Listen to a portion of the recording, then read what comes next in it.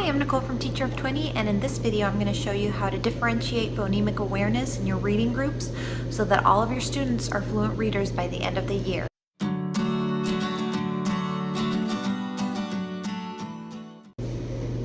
First, I'd like to give an overview of phonemic awareness itself.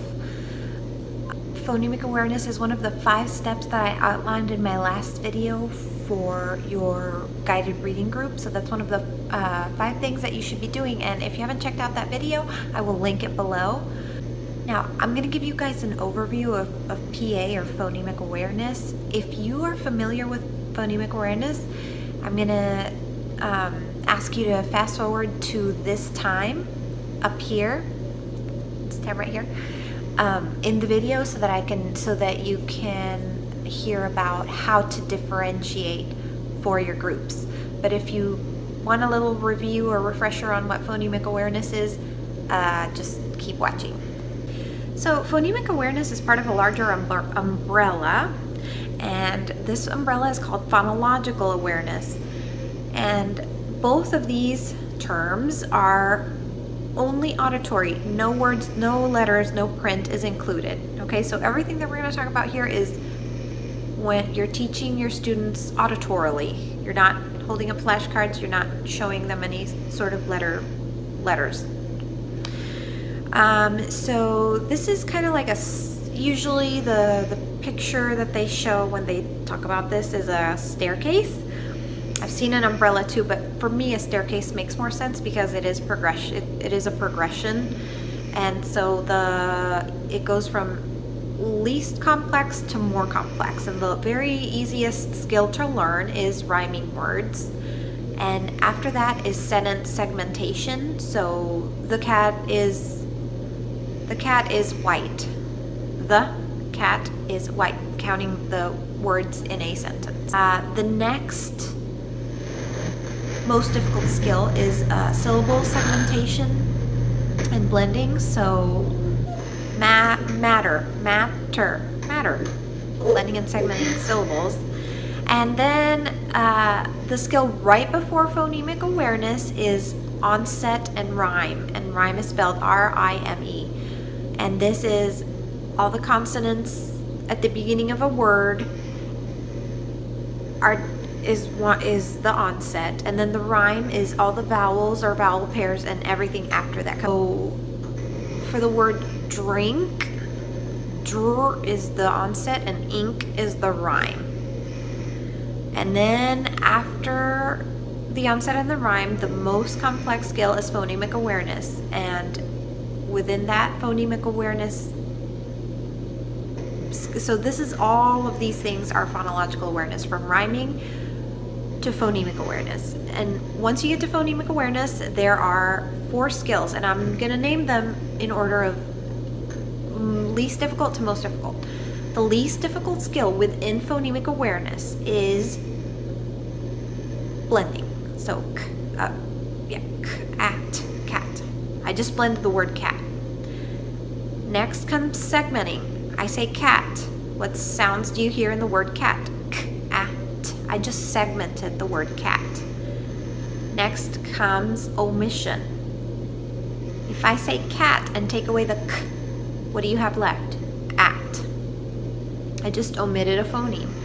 And then the last is substitution. If I say cat and I take away the k and put in a what's the word? Mat. That's the hardest skill. So that is phonemic awareness, and it falls within the larger umbrella of phonological awareness. Okay, so we have reviewed phonemic awareness. Just a quick reminder, if you like this channel, please hit subscribe and hit the bell so that you get notifications whenever I post a new video.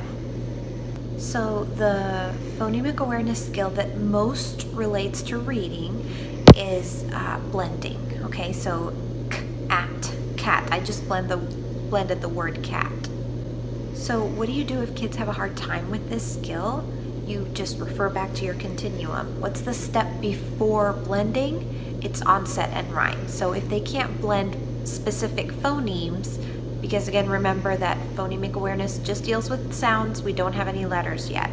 So if they can't blend specific phonemes, can they blend the onset and the rhyme of a word? So the onset is all the consonants at the beginning of a word, and the rhyme is the vowel and all the consonants after, vowel or vowel pair, and all the consonants after that. That's how you divide a word into an onset and a rhyme. So if they can't blend specific phonemes, can they blend the onset and the rhyme of a word? And so that's where you start. So you start with blending, and then you work your way back. If they can't blend, you do the onset rhyme. If they can't do that, you work your way backwards. But you want the goal to be blending, because that is going to give you the most bang for your buck. That's going to make them that is the skill that is going to tie in the most to reading. Out of all of these phonemic awareness skills, that's the one that they're going to need to decode a word when it's written in print. So if they're more successful with onset and rhyme than they are with blending, then start with that and try to get it, even if they're like 75% accurate, so like, 4 out of 5 times or however many they can do it successfully, then just keep working at it. And then after you get it to maybe 90 or 95% accuracy or 100% accuracy, then throw in some blending of actual phonemes, and then work your way up from there. Another thing that I like to do with this group is actually model blending phonemes.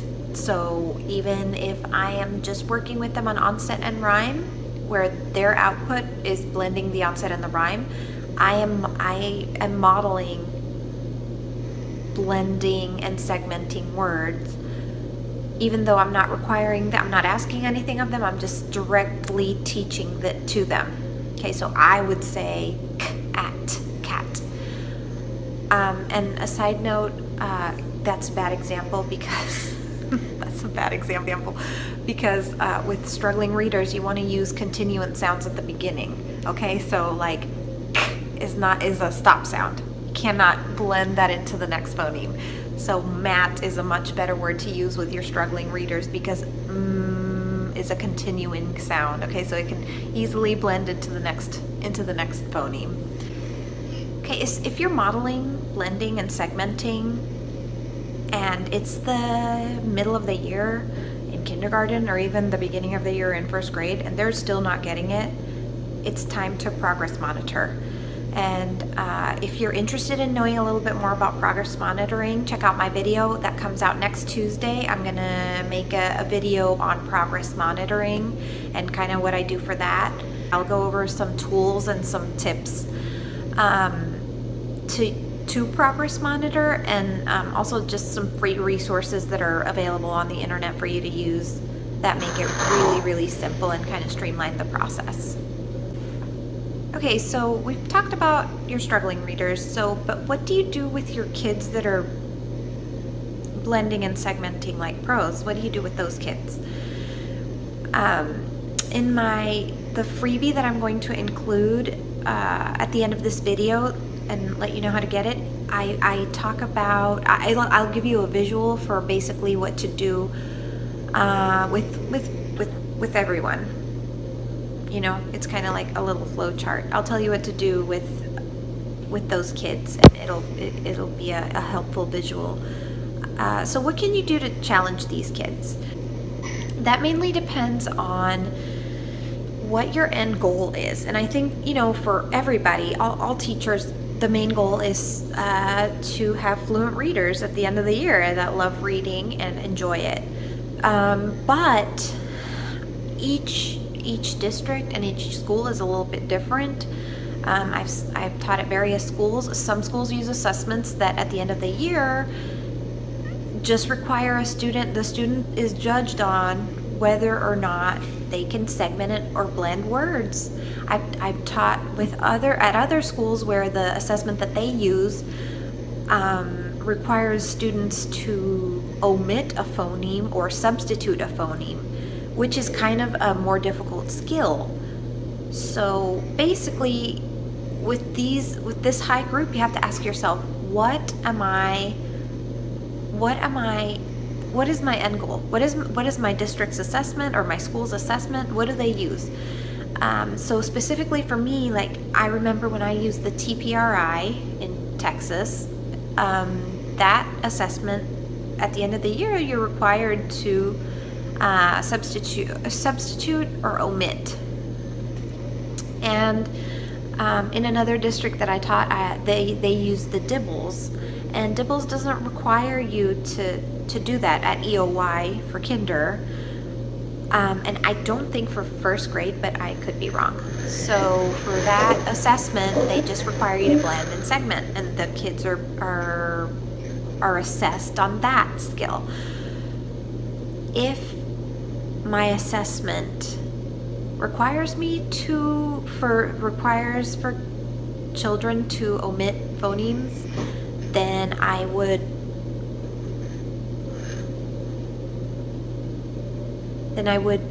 go ahead, so they can blend, they can segment. So now the next skill, I would go back to the continuum. What is the next skill in the progression? The next skill is omission. After they can segment, can they omit?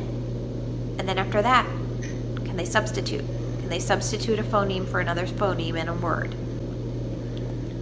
If your assessment does not require you to substitute or omit phonemes, then I personally, in my personal opinion, it's best to use that time with that group to look at skills that they will need like later on in first or second grade, like fluency, accuracy, reading comprehension, multisyllabic words, expanding vocabulary. All of these skills are skills that they will need to know in higher grades. If they can blend and segment, that is, and they're your high group, so they're fluent readers, you need to be looking ahead. What are some skills that they are lacking? So look at what they are lacking. Your group will guide you. Your students' needs will guide you on that. I've mentioned 2 assessments. I've mentioned the DIBELS and the TPRI. If you have an assessment different than that your school uses, please comment below and let me know. And also let me know if it requires you to substitute or omit phonemes, or if it's just blending and segmenting, because I'm curious to know what the breakdown is for that. Okay, so this is the end of the video. Thank you so much for watching. In my video next week, I'll be talking about progress monitoring and some tips and tools that you can use to streamline the process and just make it easier on yourself to keep the data, keep track of everyone. If there is a topic that you'd like me to cover that you're curious about, please let me know in the comments below. I'd love to hear any suggestions or any feedback that you have on my channel. And you can get my PA or phonological awareness differentiation cheat sheet in the video description below. Click on the link and download it. And it also includes a guided reading lesson plan template that will help you remember to include phonemic awareness, whatever that may be, whatever phonemic awareness skill you're working on. It'll help you to remember to include it in your lesson plan and actually teach it. Okay, thanks so much for watching.